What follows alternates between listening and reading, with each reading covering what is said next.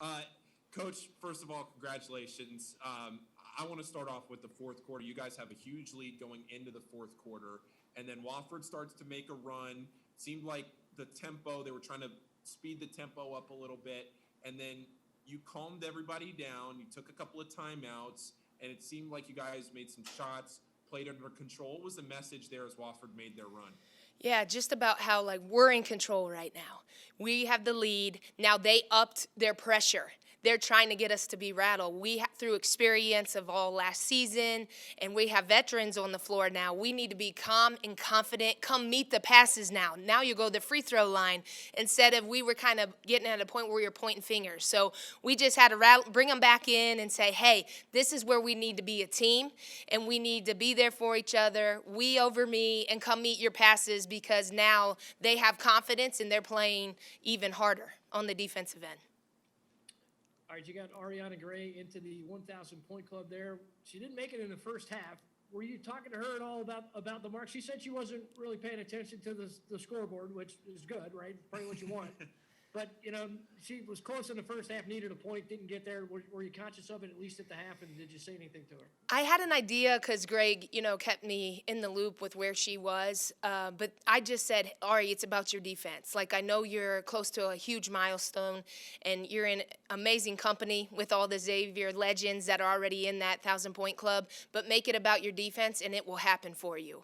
And so she did that, rebounding the heck out of the ball defensively with her ball pressure. And then her offensive game, she drew fouls early and kept getting to the free throw line. So can't say enough about her and what she's done for our Xavier program. And a huge congratulations to her to be in the 1,000-point club.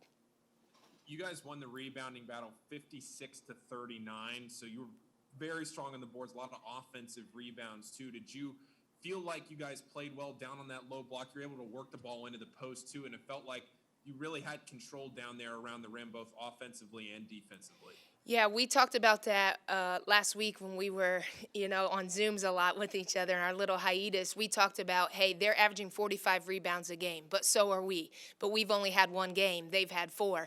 And so it was going to be the battle of the tougher team. And so we challenged our team all week on film of, okay, they're going to bring it on the glass. We have to combat that, and we need to ultimately win that battle. And I'm so proud of them for our fight on the glass. And 56 rebounds, I'll take that any day as a coach. Helpful. You had a slow start to the game from the floor. I think you made a concentrated effort to drive it in there. Was that your message to your team? Get to the foul line and let's try to create something there? Yeah, just points in the paint. We talked about points in the paint and our free throw shooting, and that can get your confidence going. When you're having an off night, maybe layups, shots aren't falling the way you are. You got to be aggressive. You want to continue to be aggressive, and those will fall eventually. And I thought they did in the third and fourth quarter. We shot much better as a team.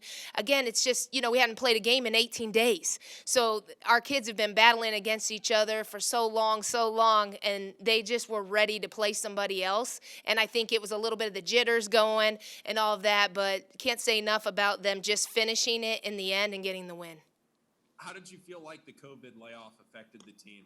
You mentioned it a little bit there, but in general, how did you feel like this game played out as to how maybe you hoped it would play out? Yeah, I think we were locked in mentally. I think our kids did a great job of, team bonding and just staying locked in because they wanted the game so bad during this COVID stretch. But I think we showed fatigue, I felt, a little bit, just getting up and down. Maybe our wind wasn't what it once was.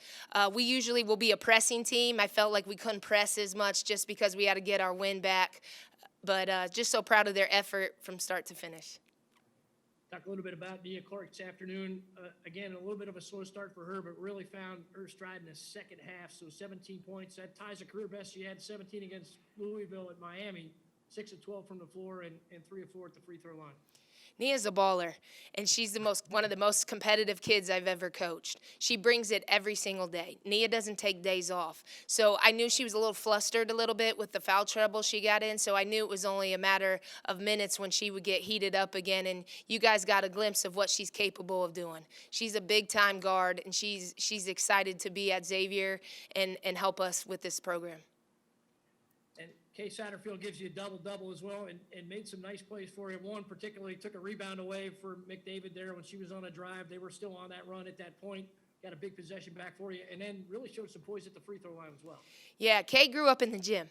And so I think you saw that. And she has such a high IQ. She makes the right passes all the time, the right reads. And she's a tough kid. So there's no accident she had a double-double tonight. That's who she is and what she's about every day. You got a second straight win to start the season. Talk about that feeling a little bit. That hadn't happened for you. You had 2 in a row. It's a great feeling. And, I'm just so proud of our staff, too. Through all of this, every day's pivoting, you're changing. So our staff has done an awesome job. Our assistant coaches, Coach Finley, Coach Grimes, and Coach Rowe, just keeping our kids engaged, getting in the gym with them when we can, watching film with them.